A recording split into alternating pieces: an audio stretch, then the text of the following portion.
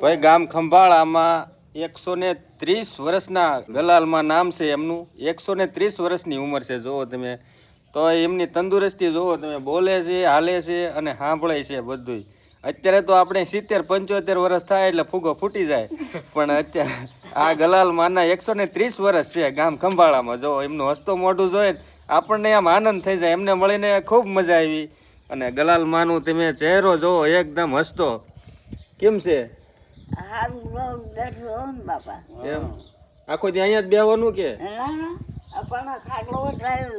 ખાટલામાં પગ ભાંગી ગયો.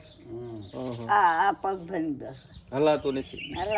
આવી ગયો આખું નથી દબાડતું બાપા. બરાબર. હા, પણ એ તો અવસ્થા પ્રમાણે પગની તકલીફ છે, પણ છતાંય આમ રાજી ખુશીથી રહે છે. કોઈ જાતની બીજી કાંઈ તકલીફ નથી.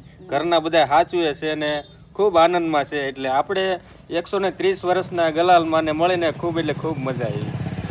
હાલો માં, જય માતાજી. બસ તમારા વડીલોના આશીર્વાદ મળે એટલે પછી આપણે જીવનમાં કાંઈ ઘટે નહીં.